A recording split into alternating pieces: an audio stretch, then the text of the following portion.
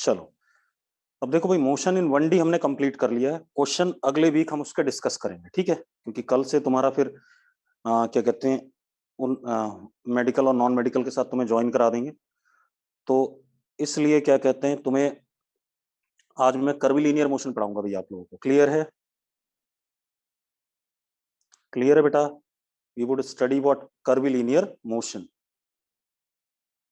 ठीक है, और जो मेडिकल और नॉन मेडिकल शिखर वाले हैं, उन्होंने अगर नहीं अटेंड किया है तो वो भी अटेंड कर सकते हैं फर्स्ट लेक्चर ऑफ कर्विलीनियर मोशन। ठीक है, चलो अब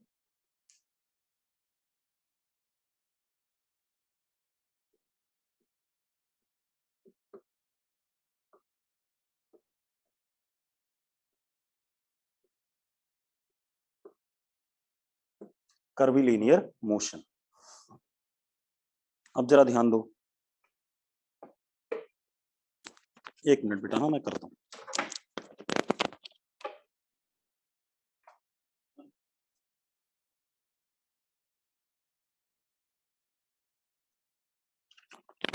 चलो बेटा, जिन लोगों ने कर्विलीनियर मोशन का फर्स्ट लेक्चर नहीं करा था वो लोग भी कर लें भाई। ठीक है, शिखर मेडिकल एंड नॉन मेडिकल वाले। ठीक है, चलो कर्विलीनियर मोशन अब स्टार्ट करते हैं। देखो मैंने आपको क्या बताया था, जैसे for one dimension motion 1D या रेक्टिलीनियर के लिए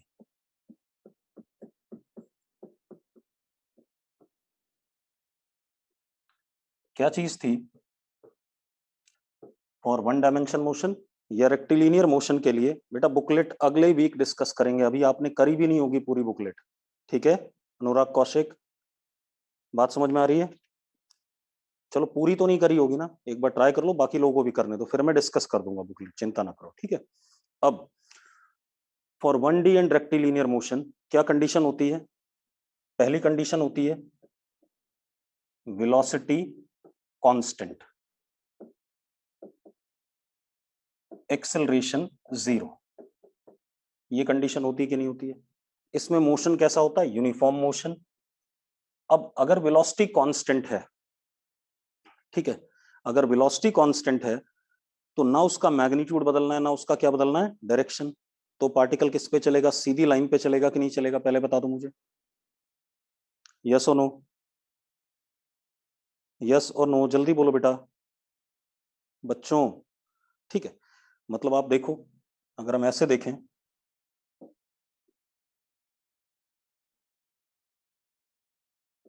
हर मोमेंट पे पार्टिकल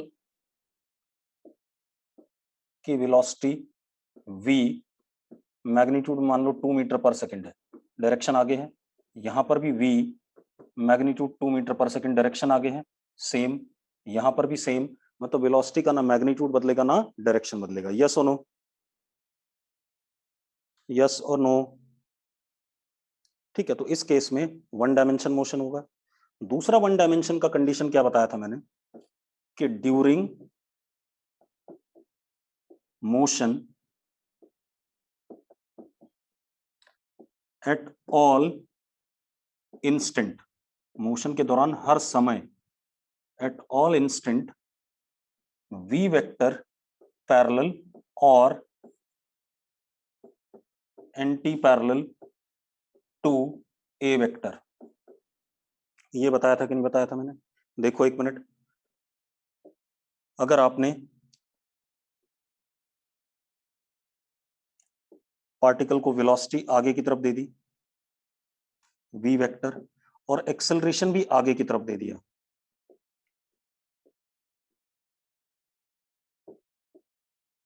एक्सेलरेशन भी किधर की तरफ दे दिया, आगे की तरफ, तो पार्टिकल सीधे चलेगा कि नहीं चलेगा बेटा?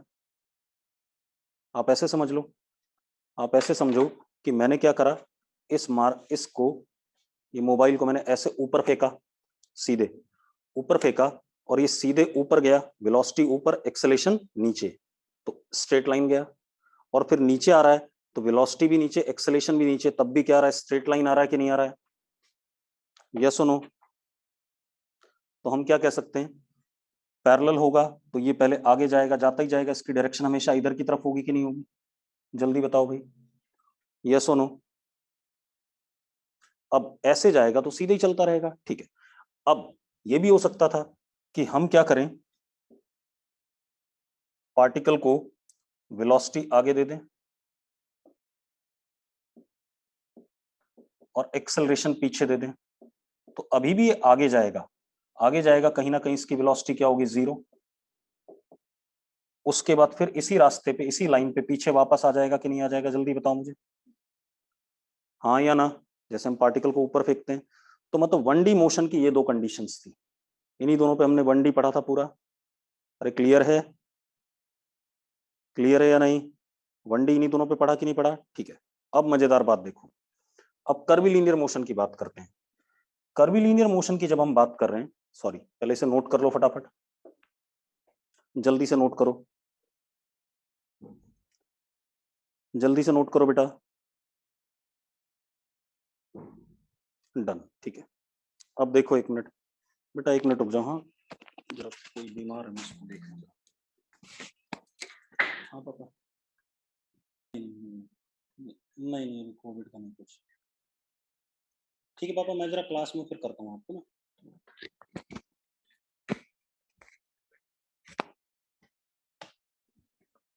नोटेड बेटा, ठीक है। अब देखो एक मिनट, अब क्या कहानी है, ये हो गया। अब आते हैं हम कर्वीलीनियर मोशन पे। कर्वीलीनियर मोशन का मतलब है मोशन, कर्वीलीनियर मोशन का मतलब होता है मोशन ऑन कर्व पाथ।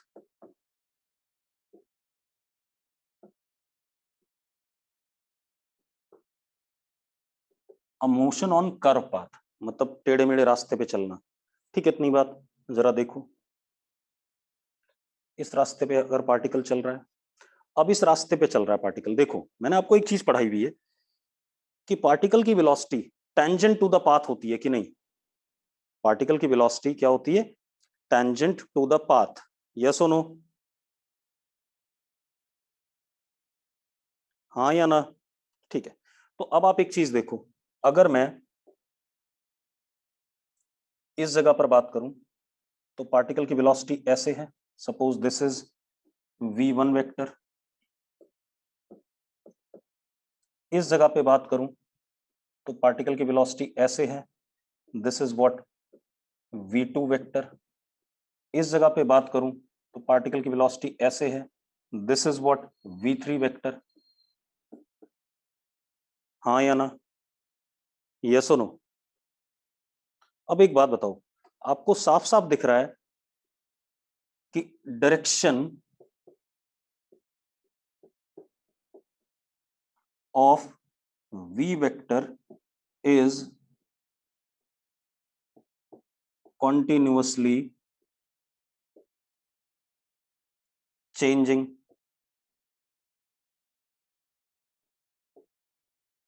हाँ या ना, direction of v vector is continuously changing, दिख रहा है कि नहीं दिख रहा है कि v वेक्टर का डायरेक्शन कॉन्टिन्यूसली क्या कर रहा है, बदल रहा है। अब एक बात बताओ, अगर वेलोसिटी का डायरेक्शन कॉन्टिन्यूसली बदल रहा है, ठीक है, इतनी बात, तो एक्सेलरेशन सेंट्रिपिटल वाला होगा या नहीं होगा,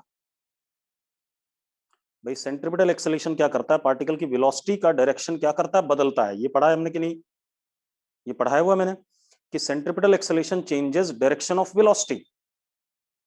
तो इसका मतलब कर्वीलीनियर मोशन में वेलोसिटी वेक्टर का डायरेक्शन कॉन्टिन्यूसली बदल रहा है, therefore therefore we can say that AC vector, कौन सा, सेंट्रिपिटल एक्सेलरेशन, ऑलवेज एग्जिस्ट, कौन सा एक्सेलरेशन है, सेंट्रिपिटल एक्सेलरेशन, यस और नो, यस और नो, मानते हो या नहीं मानते हो। अब सेंट्रिपिटल एक्सेलरेशन किधर की तरफ होगा वो देख लो,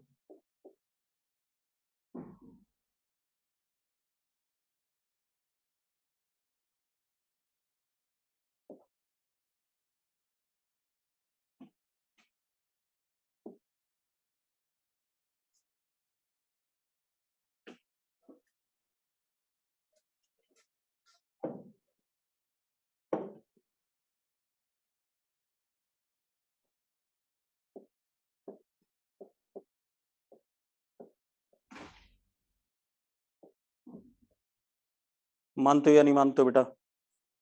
हाँ या ना? ये सेंट्रिपिटल एक्सेलरेशन हमेशा वेलोसिटी के क्या होता है, परपेंडिकुलर, पता है हमें, ठीक है। इसका मतलब क्या हो गया, कर्विलीनियर मोशन के लिए सेंट्रिपिटल एक्सेलरेशन मस्ट है, बगैर सेंट्रिपिटल एक्सेलरेशन के कर्विलीनियर मोशन नहीं हो सकता।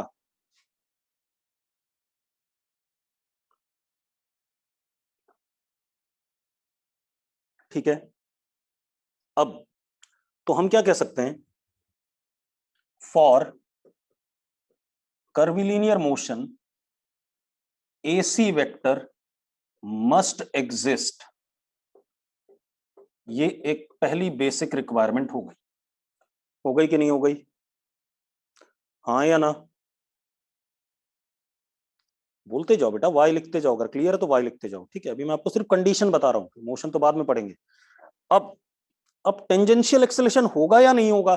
देखो, टेंजेंशियल एक्सेलेरेशन का काम क्या था, वेलोसिटी का मैग्नीट्यूड बदलना। अब अगर यहां पर मैग्नीट्यूड 10 मीटर पर सेकंड है, यहां भी 10 मीटर पर सेकंड है, यानी कि हर हर मोमेंट पे 10 मीटर पर सेकंड है, यहां भी 10 मीटर, हर जगह 10 मीटर पर सेकंड है, तो AT क्या होगा, जीरो। हाँ या ना? AT क्या होगा तब, जीरो। ठीक है, लेकिन तब भी कर्विलीनियर मोशन हो रहा है कि नहीं हो रहा है, जल्दी बताओ, तब भी कर्विलीनियर मोशन हो रहा है कि नहीं हो रहा है? भाई अगर मैग्नीट्यूड वेलोसिटी का ना बदले तो भी कर्विलीनियर मोशन हो रहा है, यस और नो? अरे हाँ या ना? ठीक है, लेकिन अगर यहां 110 हो जाए, मान लो यहां V3 50 हो जाए, मतलब V बदल रहा है, मैग्नीट्यूड वेलोसिटी का बदल रहा है कि नहीं बदल रहा है बच्चों?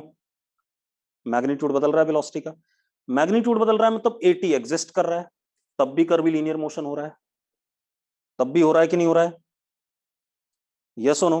तो कहने का मतलब क्या हो गया, कहने का मतलब यह है कि टेंजेंशियल एक्सेलेरेशन में और may not be present,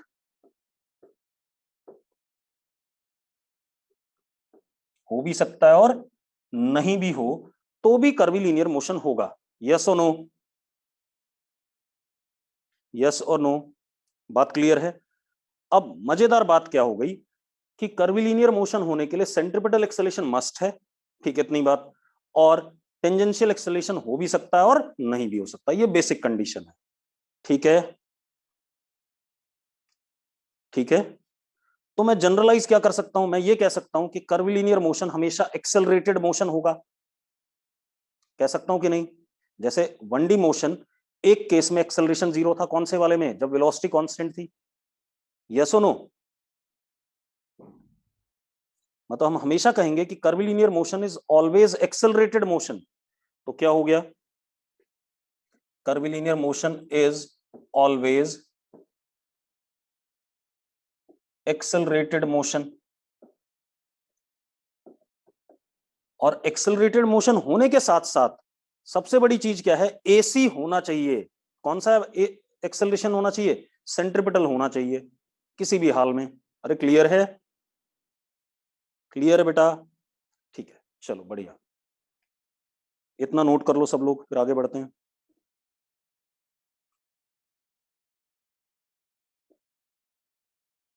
note कर लिया, गुड, बढ़ जाएं।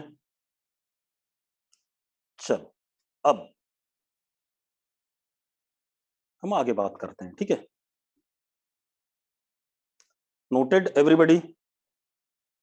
ठीक, चलो अब हम क्या करते हैं, कर्विलीनियर मोशन हमें पढ़ना है, ठीक है, इतनी बात। अब कर्विलीनियर मोशन के लिए एक बात हमें पता चल गई कि एक्सेलरेशन जरूर होगा, और एक्सेलरेशन में भी AC एक्सेलरेशन का कौन सा कंपोनेंट, सेंट्रिपिटल एक्सेलरेशन मस्ट है। बात समझ में आ गई कि नहीं आ गई? ठीक है, तो अब जरा देखो हम क्या कह सकते हैं, कर्विलीनियर motion is always accelerated motion.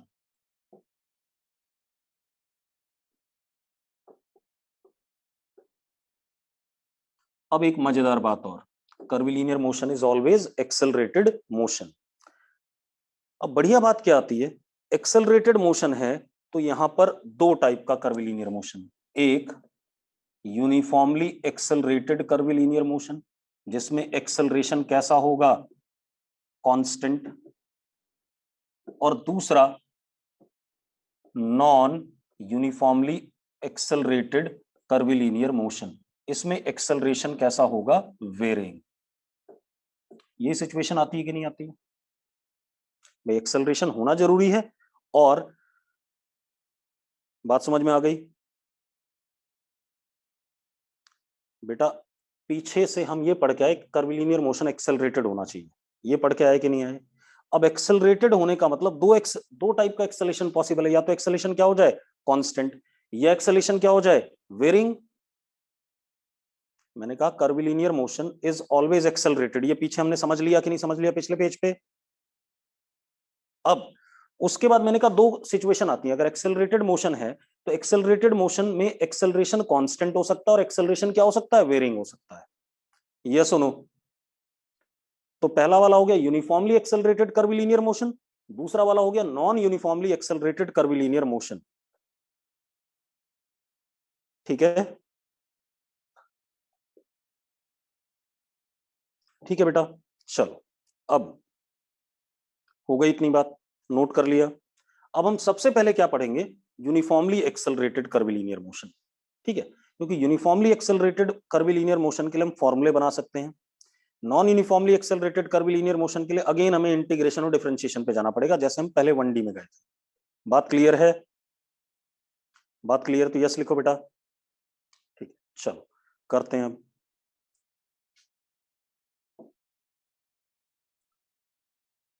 अब देखो, तो सबसे पहले हम क्या पढ़ने वाले हैं,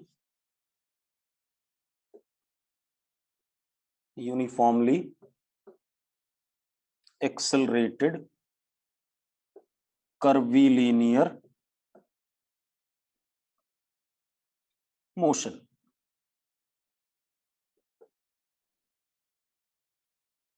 UACM। ठीक है भाई, अब एक्सेलरेशन कांस्टेंट होगा इस केस में,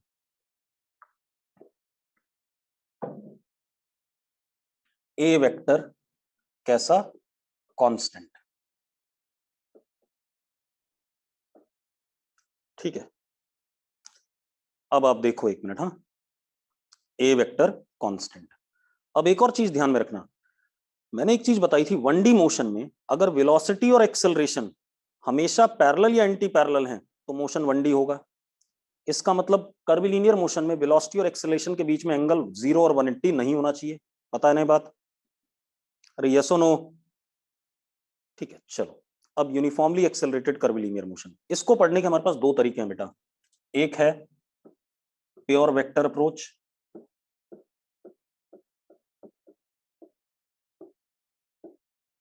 अब देखो प्योर वेक्टर अप्रोच किताबों में नहीं होती है, ठीक है, इतनी बात, लेकिन हम पढ़ेंगे।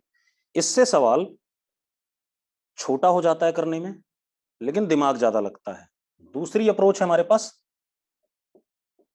कंपोनेंट अप्रोच, इससे दिमाग कम लगता है, लेकिन क्या कहते हैं, सवाल बड़ा हो जाता है। बात समझ में आ गई?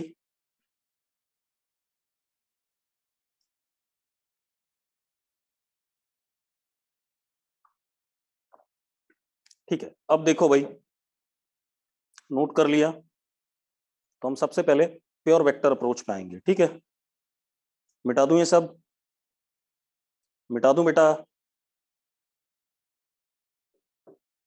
Vector approach. ठीक है, हमने क्या किया, हमें टाइम 0 पे पार्टिकल की इनिशियल वेलोसिटी ऐसे दे दी गई, u vector,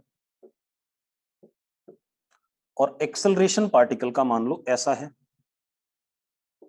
a vector, this acceleration is constant.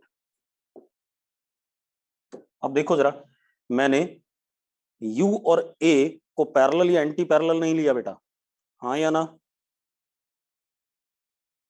अगर पैरेलल या एंटी पैरेलल लेता तो मोशन अगेन क्या हो जाता, 1D हो जाता। यस और नो?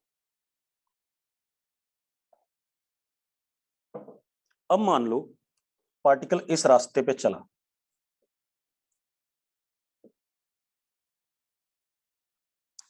हमारा पर्पस क्या है? हमारा सिंपल पर्पस होता है कि किसी भी समय पे टाइम टी पर पार्टिकल की क्या जानना? वेलोसिटी, और पार्टिकल का क्या जानना? डिस्प्लेसमेंट। यही काइनेमेटिक्स होती है कि नहीं होती है भाई? टाइम जीरो पे हमें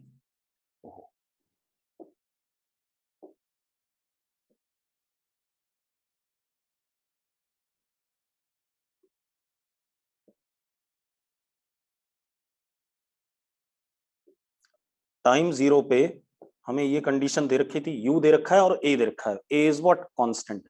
अब मुझे क्या जानना है?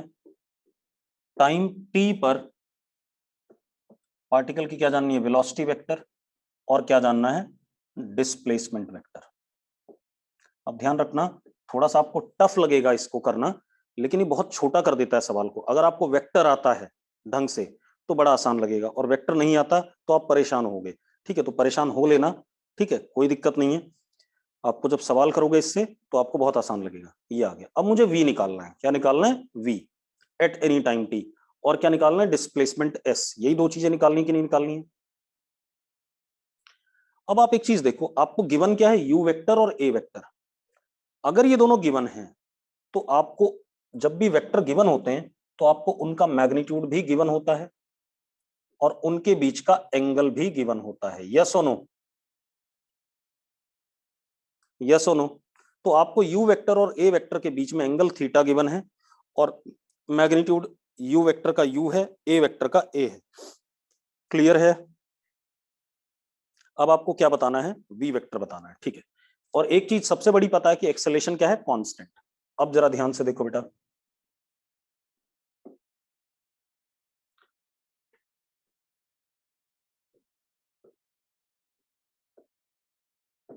इसको हम a वेक्टर लिख सकते हैं कि नहीं? क्योंकि एक्सेलेरेशन कांस्टेंट है, तो dv by dt is equal to a vector. Yes और नो? लिख सकते हैं। ठीक है, तो यहां से हम लिख सकते हैं dv vector is equal to a dt। लिख सकते हैं कि नहीं? लिख सकते हैं या नहीं बेटा? जल्दी बताओ मुझे। अब dv is change in velocity and that is equal to a vector into dt। ठीक है, अब मैं इंटीग्रेशन कर दूं। एक्सेलेरेशन कांस्टेंट इंटीग्रेशन से बाहर। टाइम जीरो पर वेलोसिटी कितनी? u। टाइम t पे हमें बतानी है, दैट इज v। ऐसा आएगा कि नहीं आएगा? देखो, आप वही इक्वेशन दोबारा डिराइव कर रहे हो। ठीक है, तो अब जरा देखो क्या आ गया हमारे पास। v vector minus u vector is equal to a into t. ये आ रहा है कि नहीं आ रहा है? जल्दी बताओ। इसमें किसी को डाउट है तो लिख दो d। अगर इस इक्वेशन में कोई डाउट है किसी को तो d लिख दो। किसी को डाउट है? बेटा डाउट है तो d लिखो, और नहीं डाउट है तो y लिख दो। निश्चय। निश्चय क्या डाउट है भाई? जल्दी बता। अब रुक जाओ, निश्चय को बताने दो। निश्चय लिखो भाई, क्या डाउट है? निश्चय भाई, डाउट क्या है? जल्दी बताओ मुझे।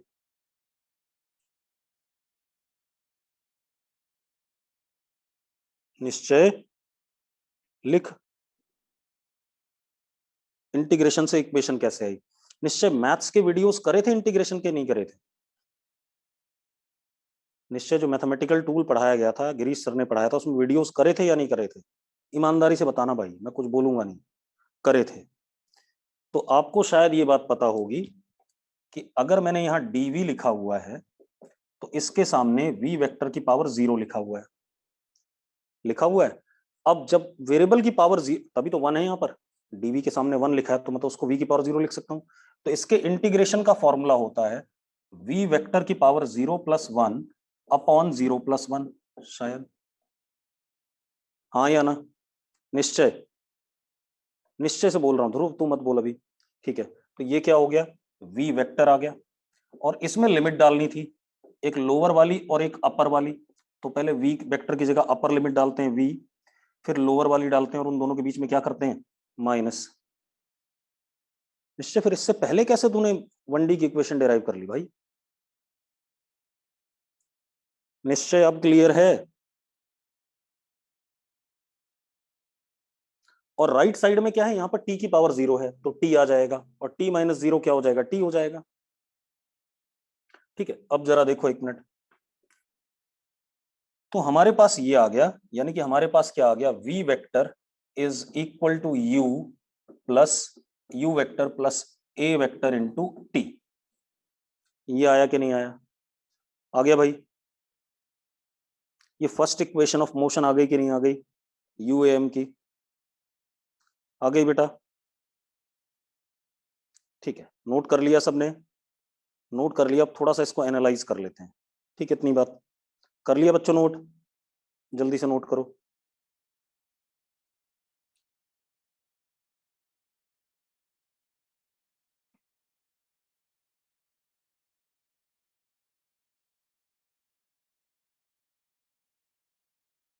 कर लिया, ठीक है।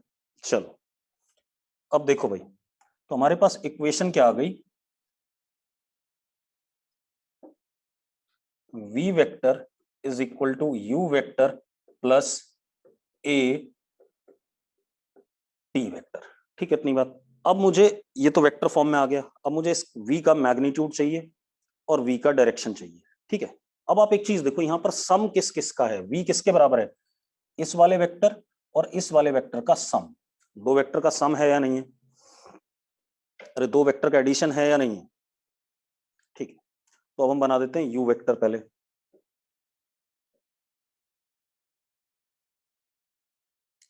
ये हमारा u वेक्टर,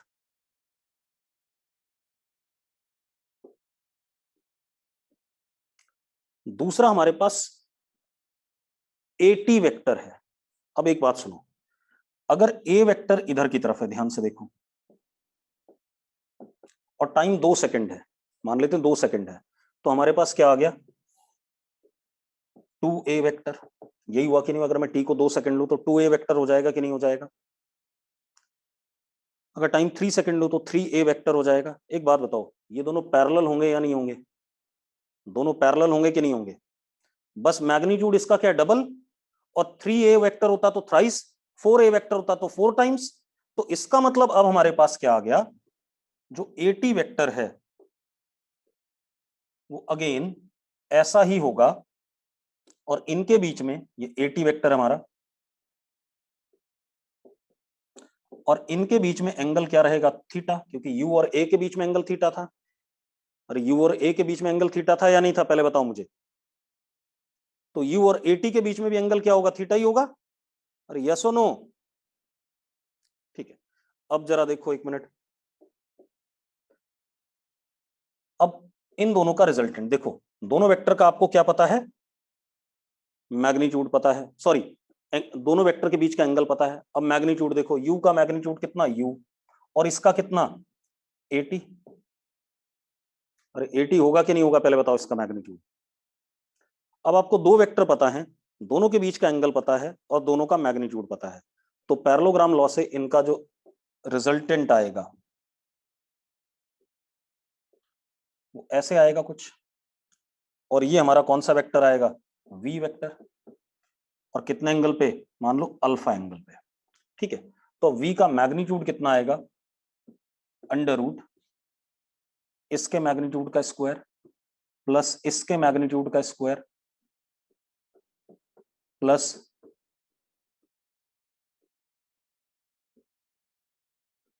ये आएगा कि नहीं आएगा, यस और नो। ठीक है, अब दूसरा, जो tan अल्फा पैरेललोग्राम लॉ के हिसाब से आता है, वो आता था b साइन थीटा, b यहां पर कौन है, u upon a, a is 80 plus b cos theta. अब जरा देखो, आपने v वेक्टर वेक्टर फॉर्म में भी लिख लिया, मैग्नीट्यूड भी लिख लिया, और उसका at वेक्टर के साथ क्या लिख लिया, डायरेक्शन भी लिख लिया कि नहीं लिख लिया। तो आपको v वेक्टर पूरी तरीके से पता चल गया कि नहीं, क्लियर है। अरे v वेक्टर पूरी तरीके से पता चल गया कि नहीं बेटा। ठीक है, अब v वेक्टर पूरी तरीके से पता चल गया, सबने नोट कर लिया और सबको क्लियर है तो y लिख दो, और डाउट है तो d लिख दो अभी भी भाई।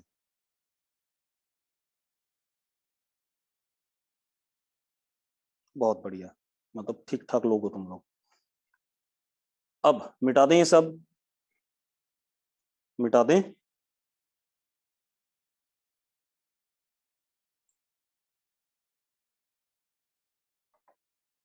चलो अब मिटा देते हैं। मिटा दूं भाई? समता जल्दी नोट करो बेटा। अच्छा, तुम लोगों को रोल नंबर मिले हैं कि नहीं मिले हैं? रोल नंबर मिले हैं? मिले हैं। टेस्ट कैसे दिया अंकित? तूने कैसी बातें कर रहा है अंकित? टेस्ट दिया था कि नहीं दिया था? ऑनलाइन जो अभी हुआ था। अगर टेस्ट दिया तो बगैर रोल नंबर के तो दिया नहीं होगा। दिया है ना? हाँ, तो वही रोल नंबर है। तो अब से जब भी क्लास में आओगे, देखो, मैं जैसे कोई बच्चा बेकार सा सवाल पूछता है और मैं उसका नाम बोल दूं तो उसे कई बार बुरा लगता होगा, ठीक है? तो जो आपको रोल नंबर मिला है, मतलब पासवर्ड या जो भी मिला है, उसको डाल के एंटर किया करो, ठीक है? इतनी बात, ताकि नाम ना पता चल सके कौन क्या है, ठीक है? वो मुझे ही पता रहे। क्लियर है? चलो, अगली क्लास से ऐसे ही करना। अब देखो भाई, तो ये वी आ गया हमारा, है ना? अब मैं मिटा रहा हूं ये सब। मैग्नीट्यूड भी आ गया, डायरेक्शन भी आ गया, सब कुछ आ गया। अब इस वी को हम लिख सकते हैं ds अपॉन dt, क्योंकि अब हमें डिस्प्लेसमेंट की बात करनी है। This would be u plus a T. Yes और नो? लिख सकता हूं कि नहीं, जल्दी बताओ मुझे। अब अगर लिख सकता हूं तो अगेन dt उधर भेज देते हैं। ds is equal to u dt plus a t dt integration. बेटा u हमें पता है, फिक्स है, बाहर आ गया। a कांस्टेंट है, बाहर आ गया। टाइम जीरो पे s is zero. Time t पे हमें बताना है, let it be s vector. तो s vector is ut plus half A T square. यही आ गया कि नहीं आ गया? अरे आ गया कि नहीं आ गया? सेम रिजल्ट आ रहे हैं कि नहीं आ रहे हैं? मतलब आप दोबारा डिराइव कर रहे हो इन इक्वेशंस को? अरे हाँ या ना? बच्चों, बात समझ में आई? ठीक है। तो अब देखो जरा, अब यहां पर भी आपको क्या करना है, एस वेक्टर वेक्टर फॉर्म में तो आ गया। मैग आदित्य बिरल, आदित्य बिरल रिपीट कर दो। क्या रिपीट करूं आदित्य, जरा बताना मुझे। आदित्य, क्या रिपीट करना चाहिए, जल्दी बताओ।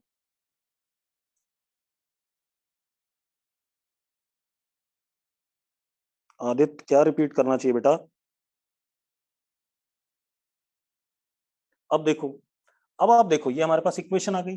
अब आपको इस वेक्टर और इस वेक्टर का सम करना है, हाँ या ना? अब ये वेक्टर, डायरेक्शन इसकी यू के अलोंग है, मैग्नीट्यूड इसका यू टी है। इसका डायरेक्शन ए के अलोंग है, मैग्नीट्यूड इसका क्या है, हाफ ए टी स्क्वायर। बेटा यू गिवन था सौरभ, यू अगर कोई चीज गिवन है तो उसको कांस्टेंट ही मानोगे आप, ठीक है? इतनी बात। अब इनिशियल वेलोसिटी आपको गिवन थी, लिखा हुआ है ना, मैग्नीट्यूड भी गिवन है, डायरेक्शन भी गिवन है। अरे यस और नो? तो अब जरा देखो, इसको मिटा दूं, इतना मिटा दूं, मिटा दूं भाई? ठीक है, चलो मिटा रहा हूं फिर मैं।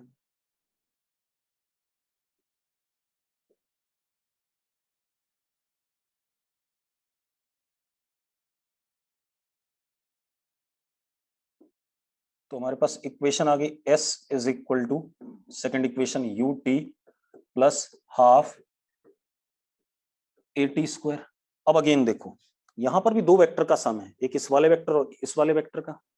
तो जो पहला वेक्टर है वो u के अलोंग ही है, और जो दूसरा वेक्टर है वो a के अलोंग है, बस। और इनके बीच में एंगल कितना है, थीटा।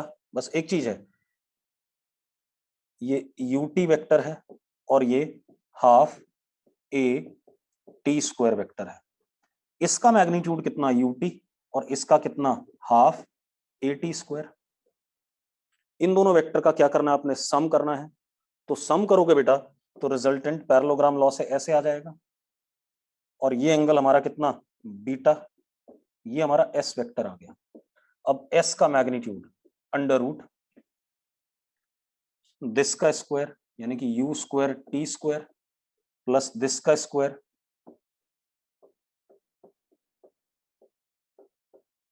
प्लस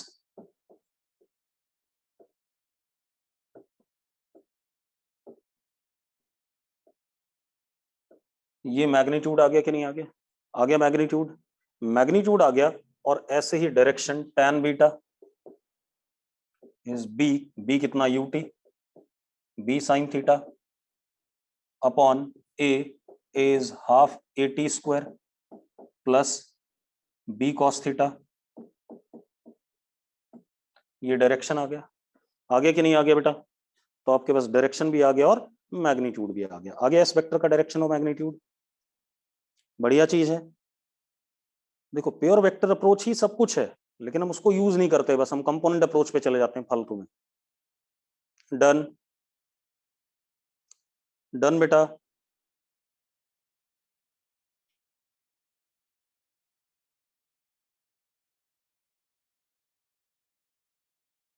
हो गया, चलो बहुत बढ़िया। बढ़ जाए आगे, मिटा दूं ये, मिटा दूं बेटा। अब मैं थर्ड इक्वेशन डिराइव करने जा रहा हूं, मिटा देते हैं। थर्ड इक्वेशन डिराइव करने जा रहा हूं, ठीक है।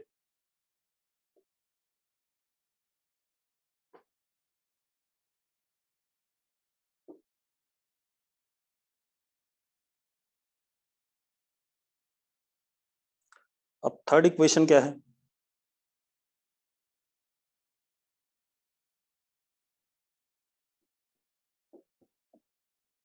A is equal to D V upon D T, ये हमने पढ़ा हुआ है, हाँ या ना? ठीक है।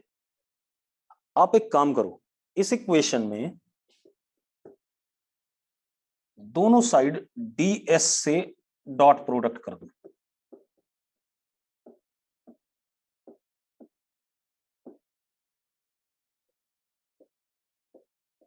दोनों साइड डी एस से डॉट प्रोडक्ट कर दो, कर सकते हैं या नहीं?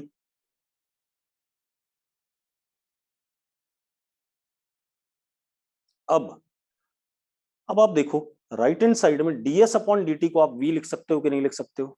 ds अपॉन dt को v लिख सकते हो कि नहीं? तो राइट हैंड साइड क्या हो गया? v डॉट dv, यस और नो? v डॉट dv हो गया कि नहीं हो गया राइट हैंड साइड पे? ds upon dt is what v। अरे भाई ये जो ड्रामा है जिसको मैं सर्कल कर रहा हूं, ds अपॉन dt को आप v कहते हो कि नहीं कहते हो? और लेफ्ट हैंड साइड में a डॉट ds, ऐसे ही रहने दो। अब एक बात बताओ मुझे, अगर ये v वेक्टर है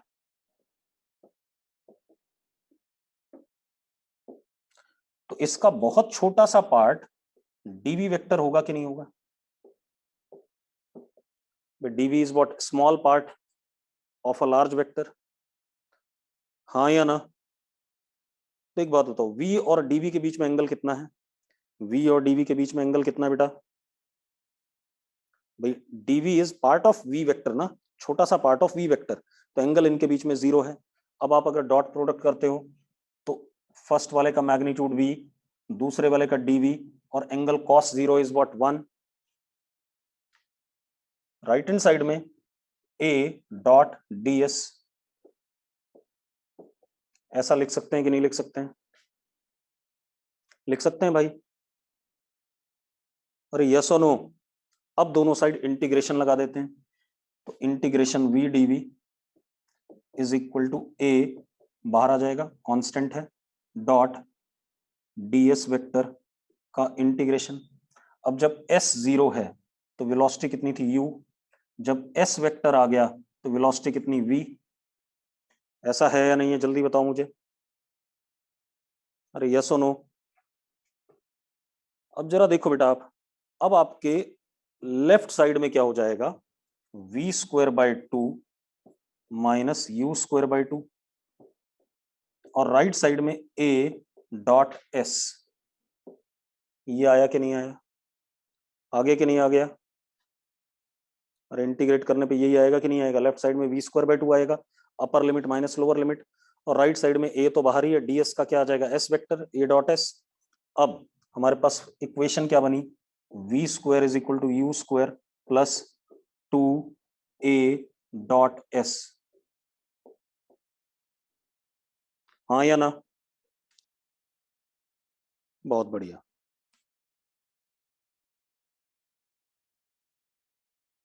तो अब हमारे पास थर्ड इक्वेशन में आ गई। नोट कर लिया सबने? मैं मिटा दूं? और बेटा वीडियोस के चक्कर में मत रहा करो। पहली एक बात आपको साफ कर दूं कि आप ये सोचते हो कि लाइव क्लास छोड़ करके हम लाइव क्लास में नोट्स नहीं बनाएंगे, लाइव क्लास में सीरियसली नहीं लेंगे, हम वीडियोस से कर लेंगे। ये बहुत बड़ी गलत फहमी है। आपको एक दिन में 3 वीडियो मिलेंगे, 3 सब्जेक्ट के, 3 क्लासें होंगी। और एक दिन भी अगर आपने काम छोड़ा, 2 दिन भी छोड़ा, तो 6 क्लासेस जो आती हैं आप उनको कभी नहीं देख पाओगे। बैकलॉग इकट्ठा होता रहेगा और आप फिर कभी पकड़ ही नहीं पाओगे चीजों को। तो इसलिए सीरियसली भाई लाइव क्लास को जरूर करो। ठीक है, आज शाम को जब ओरिएंटेशन होगा तो मैं ये सारी बातें मैं बताऊंगा। ठीक है, अब देखो, तो तीसरी इक्वेशन भी हमने डिराइव कर ली। क्या डिराइव कर ली? V square is equal to you square plus 2a.s। अब बेटा 2 इक्वेशन और बनाई थी हमने, याद है? उनको मैं डायरेक्ट लिख दूं। एक इक्वेशन बनाई थी s vector is equal to v t minus half A T square. लिखी थी कि नहीं लिखी थी? V t minus half A T square. तो डायरेक्ट लिख दें, क्यों डिराइव करें इसे? अरे यस और नो? और एक इक्वेशन हमने ये बनाई थी s is equal to v plus u upon 2 into t. बनाई थी कि नहीं बनाई थी? याद है? ठीक है, अब एक चीज देखो, s is what? Displacement. In time what? T. तो s अपॉन टी क्या हो जाएगा? Average velocity. हो जाएगा कि नहीं हो जाएगा? s अपॉन टी क्या हो जाएगा बेटा? Average velocity. तो हम ये भी लिख सकते हैं s upon t is equal to v plus u upon 2, that would be average velocity for uniformly accelerated curvilinear motion. बात क्लियर हो गई?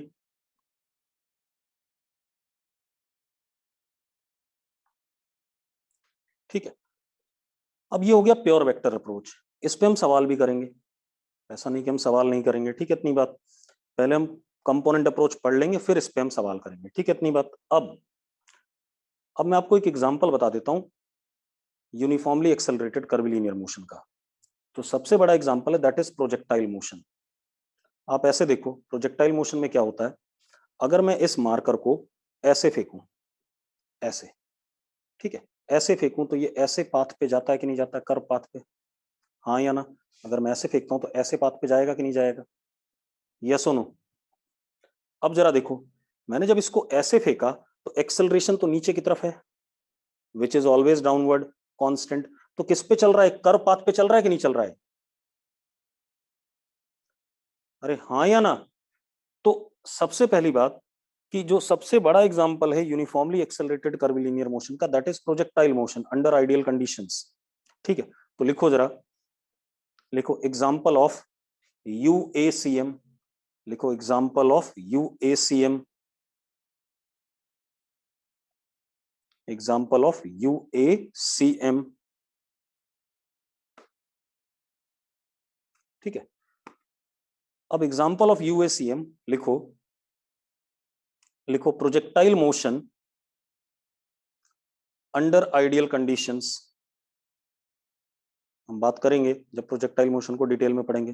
Projectile motion under ideal conditions.